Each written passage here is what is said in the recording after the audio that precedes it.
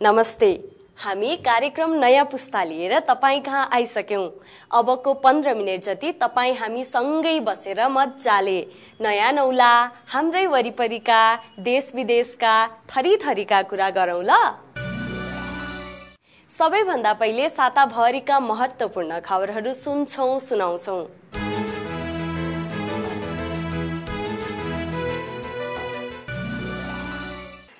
शिक्षा विभागले फागुन 8 गते संस्थागत विद्यालय मापदण्ड तथा सञ्चालन निर्देशिका 2069 जारी गर्दै निजी शैक्षिक संस्थानहरूले पालना गर्नुपर्ने विभिन्न मापदण्डहरू तोकेको छ।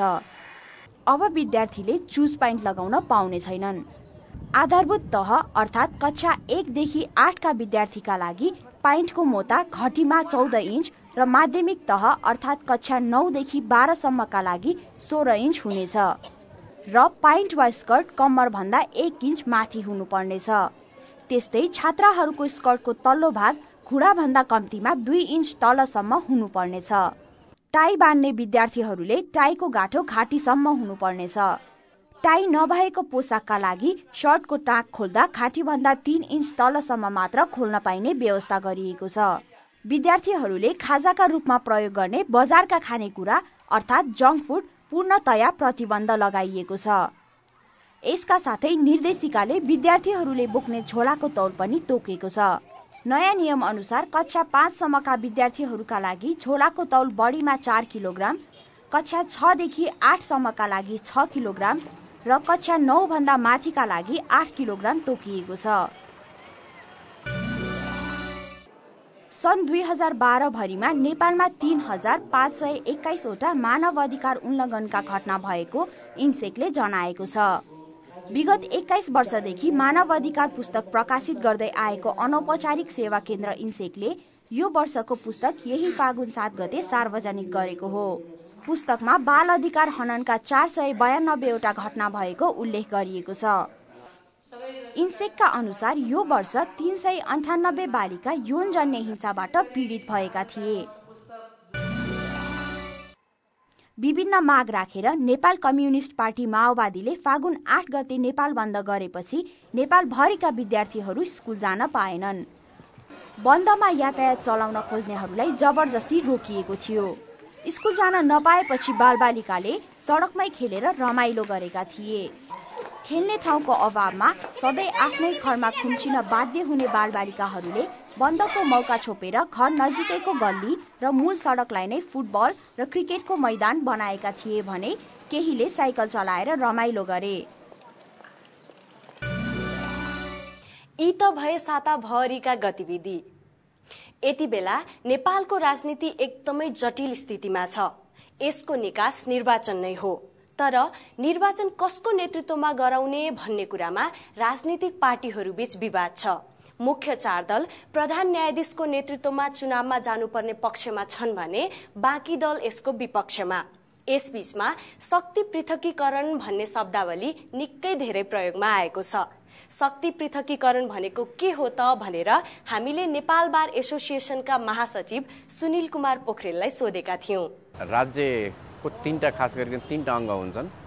एउटा कार्यपालिका, एउटा व्यवस्थापिका र एउटा न्यायपालिका। र एउटा देशको टोटल संयन्त्र यो 3टाबाट कन्ट्रोल गरिया हुन्छ र यो 3टैको आफ्नो आफ्नो छुट्टा छुट्टै अधिकार हुन्छ। एकले अर्काको अधिकारमा हस्तक्षेप नगर्ने, तर एक अर्का बीचमा शक्तिको सन्तुलनको अवस्था चाहिँ रहन्छ। जस्तै कार्यपालिका भनेपछि मन्त्री परिषद भयो, त्यसले कार्यकारिणी डे टु डे काम गर्छ।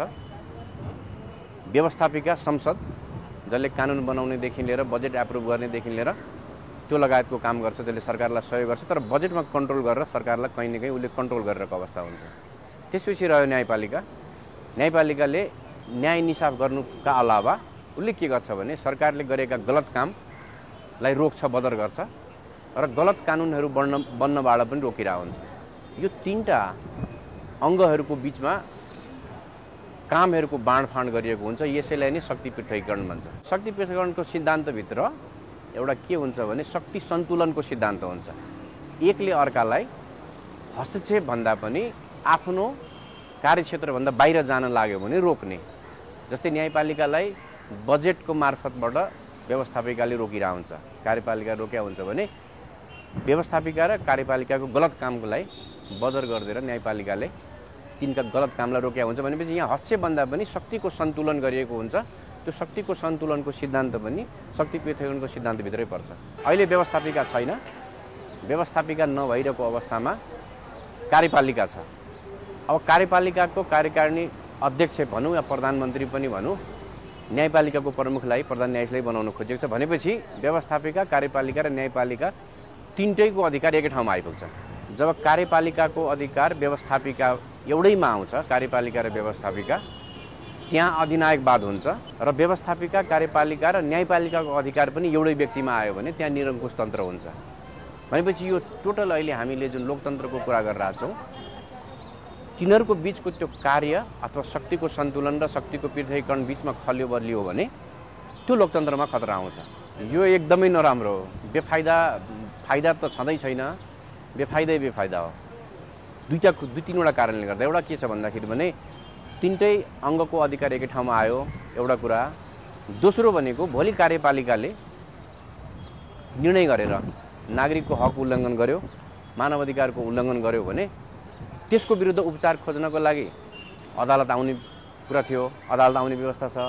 अब जसले निर्णय गर्छ भन्नुहोस् प्रधान न्यायाधीश प्रधानमन्त्री भएपछि उहाँकै अन्तर्गतका सचिवले मन्त्रीले निर्णय गर्छन् या उहाँले निर्णय गर्नुहुन्छ, त्यो निर्णय सच्याउनको लागि उहाँकै आउनु पर्यो। फेरि जसले निर्णय गर्छ उसैसँग न्याय माग्न जाँदाखेरि त्यो न्याय हुँदैन। अन्तत के हुन्छ भने नागरिकका हक अधिकार कुण्ठित हुन्छ, लोकतान्त्रिक व्यवस्था कुण्ठित हुन्छ। यसले हामीलाई गलत बाटोमा लैजान्छ। साना बालबालिकाले आफ्नो भाषामा नै प्रारम्भिक शिक्षा पाउनुपर्छ, तर नेपालका अधिकांश बालबालिकाले त्यसरी आफ्नो भाषामा पढ्न पाएका छैनन्। भाषा र संस्कृतिका मामिलामा हाम्रो देश साह्रै धनी मुलुक मध्येमा एक हो। भाषा सम्बन्धी अनुसन्धानकर्ताहरूले नेपालमा 123 भाषा बोलिने बताएका छन्। ती भाषामध्ये आधाभन्दा बढी भाषा हराउने अवस्थामा पुगिसकेका छन्। यसरी भाषा नष्ट हुँदै जानुका कारणमध्ये मातृभाषामा शिक्षा नदिनु पनि एक हो। मातृभाषामा पढाउँदा बालबालिकाले सजिलै बुझ्छन्, त्यसैले नेपाल सरकारले आफ्नै भाषामा पढाउने व्यवस्था गरेको पनि धेरै भइसक्यो। तर यस्तो विद्यालय धेरै खुल्न सकेको छैनन्। काठमाडौँको जगत सुन्दर बोनेकोठी विद्यालय मातृभाषामा शिक्षा दिने विद्यालय मध्येको एक हो। कस्तो हुन्छ त मातृभाषामा पढ्न पाउँदा? मलाई चाहिँ यो नेवारी भाषा पढेर चाहिँ अब अरू स्कुलमा चाहिँ अब आफ्नो भाषा पढ्ने हुँदैन र हामीले चाहिँ यो जगत सुन्दर बोनेकोठी स्कुलमा चाहिँ आफ्नो भाषा नेवारी भाषा पढ्न पाएको छौँ होइन। त्यसमा म चाहिँ एकदमै गौरव लाग्छ। नेपालमा कुमारीको पूजा हुन्छ भन्ने कुरा त तपाईहरूले सुन्नुभएकै थियो होला, तर बालकहरूलाई कुमारका रूपमा पूजा पनि गरिदो रहेछ। मैले त सुनेकै थिइनँ, तपाईहरूले सुन्नुभएको थियो? जाउँ न त कुमार पूजा हेर्न। काठमाडौँको जैसीदेवल टोलका साईराज आफ्नो साथीसँग दौरा सुरुवालमा सजिएर पूजामा बस्न तयार हुनुहुन्छ। साईराज जस्तै यहाँ 2 देखि 12 वर्षसम्मका बालकहरू कुमार पूजाका लागि भेला भएका छन्। कुमार पूजा गर्न मलाई राम्रो लागेको पूजा गर्न। पूजामा व्रतबन्ध नगरेका बालकहरू मात्र सहभागी हुन पाउने व्यवस्था छ। पूजाको आयोजना स्थानीय महिला समूह हिउमत निसा पुचले गरेको हो। सबैले चाहिँ नि कुमारी मात्रै पूजा गरिन्छ। अब हामीले महिलाहरूले गरेको हुनाले चाहिँ नि कुमारै पूजा गर्छु भनेर सुरुवात गरेको। कुमार पूजा गर्ने चलन कहिलेदेखि शुरू भयो भन्ने यकिन नभए पनि केही वर्षदेखि विभिन्न संघ संस्थाले सामूहिक रूपमा यस्तो पूजा गर्दै आएका छन्। कुमारको पूजा गरेमा देशको रक्षा हुने र हाम्रो जीवनमा पनि कुनै विघ्न बाधा आए हटेर जान्छ भन्ने धार्मिक मान्यता रहेको छ। समाजको रक्षाको लागि साना बालिकाहरूलाई कुमारी र कन्या पूजा गर्ने चलन धेरै ठाउँमा भए पनि कुमार पूजा भने निकै कम मात्र हुन्छ। तर यसको महत्व पनि कुमारी पूजाको भन्दा कम छैन। विश्वलाई नै शान्तिको कामना गरेर यो कुमार पूजा गरेको छु भने बच्चाहरूको रोग व्यापन नहोस्, बच्चाहरू पनि यस्तो एकदम स्फूर्ति होस् र चाहिँ कुमारको दैविक शक्ति प्राप्त होस् भनेर यो पूजा गरेको हो। कुमारलाई पानीको देवताको रूपमा मानेर समयमै वर्षा होस् र अन्नबाली राम्रो होस् भनेर पनि पूजा गर्ने चलन छ। तर यहाँ भेला हुनुभएका बालकहरूलाई यो पूजा किन गरिएको भन्ने थाहा छैन। मलाई त कुमारी पूजा मात्र थाहा थियो, कुमार पूजा पनि हुँदो रहेछ। यहाँनिर कस्तो मजा आइरहेछ। मलाई यो कुमार पूजाको बारेमा केही थाहा थिएन, तर मलाई यो हाम्रो कल्चर जोगाउनु पर्छ भन्ने मलाई थाहा छ। आजको यस कुमार पूजामा काठमाडौँका विभिन्न स्थानबाट 365 जना बालकहरू भेला हुनु भएको छ। यसरी पूजामा सरिक हुन पाउँदा उहाँहरू निकै खुसी हुनुहुन्छ।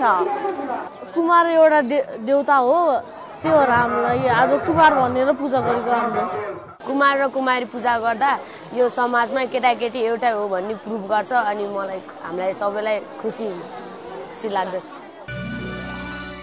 ठूला मानिसका लागि फिल्म फेस्टिभल, नाटक महोत्सव अनेक थरी हुन्छ, तर किशोर किशोरी वा बालबालिकाका लागि नेपालमा खासै केही आयोजना हुँदैन। ल धन्दा नमान्नुहोस्, राष्ट्रिय बाल नाटक महोत्सव चाँडै नै आयोजना हुँदैछ।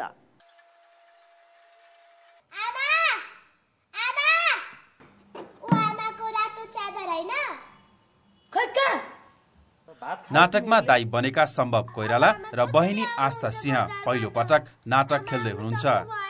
बाहिर धेरै पानी परिरहेको हुन्छ अनि आमा पनि घरमा हुनुहुन्न अनि म चाहिँ दाजु, ऊ चाहिँ बहिनी, अनि मैले उसलाई सम्झाउनु पर्छ। उहाँहरू फागुनको 15 गतेदेखि हुन लागेको राष्ट्रिय बाल नाटक महोत्सवमा अभिनय गर्न अहिले जोडतोडले तयारी गर्दै हुनुहुन्छ। आमा नहुँदाको एक साँझ नामक नाटकमा उहाँहरू मुख्य भूमिकामा हुनुहुन्छ। सम्भव र आस्था जस्तै नितान्त तिमलसिना पनि सोही महोत्सवमा आफ्नो नाट्य कला देखाउन तयारी गर्दै हुनुहुन्छ। उहाँ भने भान्का भन्ने नाटकमा मुख्य भूमिकामा हुनुहुन्छ। उहाँहरूलाई निर्देशक नवराज बुढाथोकीले सिकाइरहनु भएको छ। गाह्रो भने अब इमोसन चाहियो, इमोसन निकाल्नु पर्छ। अब रुनी नाटकहरू हुन्छ, आँसु झिक्नु पर्छ, यहाँ पिटाइ खानुपर्छ, गाली, यहाँ 3 दिनसम्म खान पाएको हुँदैन, त्यस्तोको नाटक गर्नुपर्छ, गाह्रो हुन्छ। शैली थिएटरले विगत 4 वर्षदेखि प्रत्येक वर्ष राष्ट्रिय बाल नाटक महोत्सव गर्दै आएको छ। यो वर्ष पनि शैली थिएटरले फागुनको 15 गतेदेखि 21 गतेसम्म महोत्सव आयोजना गर्दैछ। बालबालिकाहरूको लागि भनेर चाहिँ नाटकहरू भएको हामीले खासै पाएनौँ। अनि त्यसो भएपछि हामी नै किन यो बालबालिकाको क्षेत्रमा हात नहाल्ने त, हामीले नै बालबालिकाहरूको नाटक किन नगर्ने त भन्ने छलफल समूहमा भयो। अनि त्यसपछि ल ठिक छ, अरू कसैले नगरेको हामी गरौँ भन्ने हिसाबले चाहिँ हामीले चाहिँ सुरुवात गऱ्यौँ र सुरुवात गरेपछि अब आजसम्म निरन्तर हामीले हरेक वर्ष गरिरहेछौँ। यसपालिको महोत्सवमा 15वटा नाटक प्रदर्शन हुँदैछ। यिनमा 12वटा विद्यालयका नाट्य समूहले भाग लिएका छन्।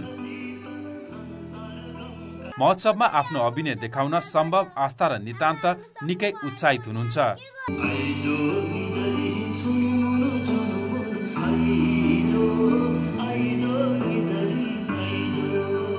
राम्रै लागिरहेछ, अरूसँग राम्रो त्यो हुन्छ कि सबैजनाले राम्रो भन्छ भन्ने इच्छा छ। अब हामी त आफ्नै दुनियाँमा हुन्छौँ नि, यो स्टेज हाम्रो अर्कै दुनियाँ हो नि, त्यो अर्कै दुनियाँ, यो अर्कै दुनियाँ। यस्ता महोत्सव काठमाडौँ बाहिर पनि भए झन् कति राम्रो हुन्थ्यो हगि। लौ, नाटकको कुरा गर्दा गर्दै समय त सकिएछ। जे होस्, तपाईहरूसँग कुरा गरिरहँदा मजा आइरहेको थियो। तपाईलाई चाहिँ कस्तो लागिरहेको थियो नि? आफ्ना अनुभव, थाहा पाउन मन लागेका कुराका बारेमा हामीलाई भन्नुहोस् ल। तपाईले स्क्रिनमा देखिएको ठेगानामा लेखेर पठाउनु भएमा हामी पनि दङ्ग पर्ने थियौं। आउँदो शुक्रबार साँझ 6:30 बजे तपाईलाई भेट्न हामी फेरि आउँछौं। त्यतिन्जेलसम्मको लागि बाई।